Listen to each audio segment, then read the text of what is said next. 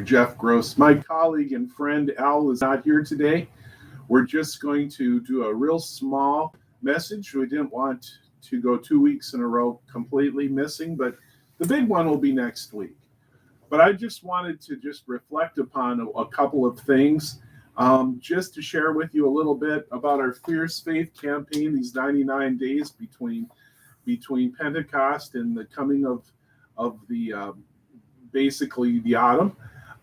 It's a little fertile ground to be able to talk about things that we like to talk about. And these words that you see here, these words are words that Al didn't just make up.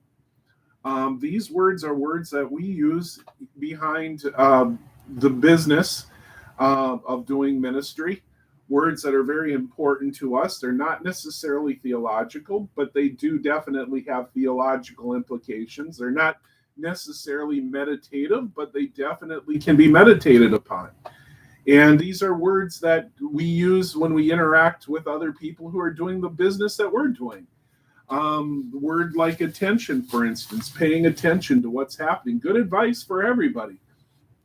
It's one thing to hear somebody, it's another thing to listen. Listening requires the ability to observe, the ability to hear in a manner in which you can gather the information you need.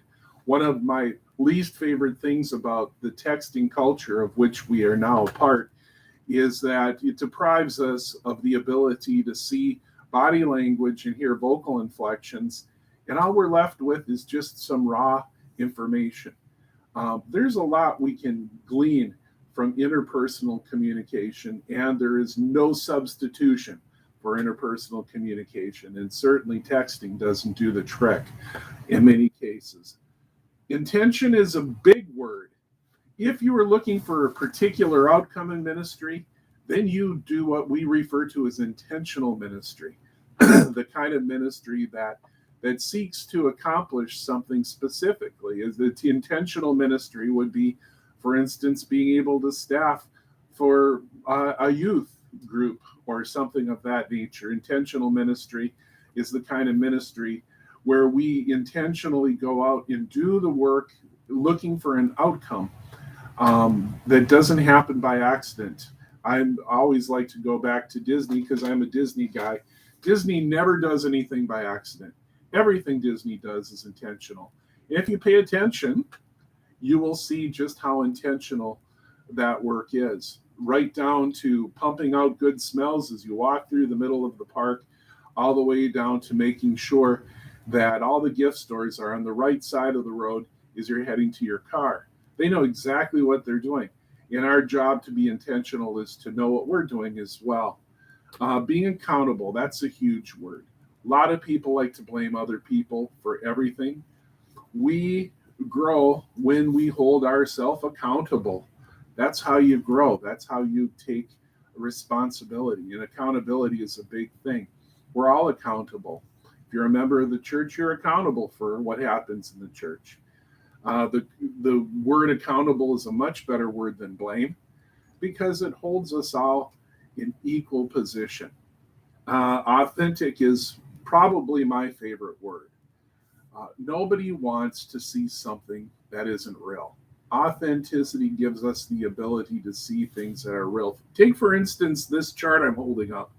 This is certainly not state-of-the-art technology here, but it does have an authentic charm to it, doesn't it?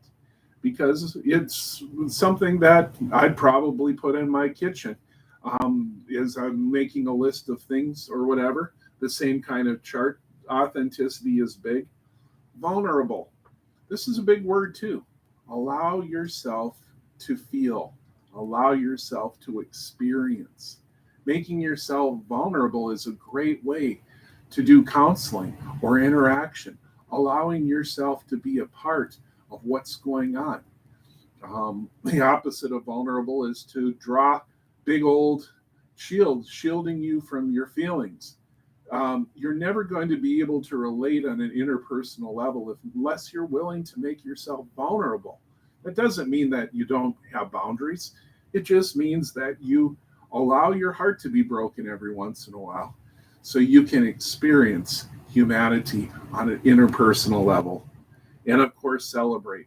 something that requires us to do intentionally. We think that celebration just happens naturally. Celebration is a lot of hard work.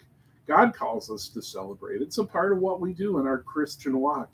Now, I don't think I did justice to these words, but I do encourage you to tune in next week as we continue with our Fierce Faith 99 campaign. It's a great opportunity for us on a humorous and in a, dare I say, intellectual way to experience the Christian walk of faith. And we hope and pray that you may have gleaned some wisdom and some knowledge from what we have been doing. And I hope and pray that you will be blessed. And God bless you and have a wonderful day. Thank you. Thank you so much. I got that over with.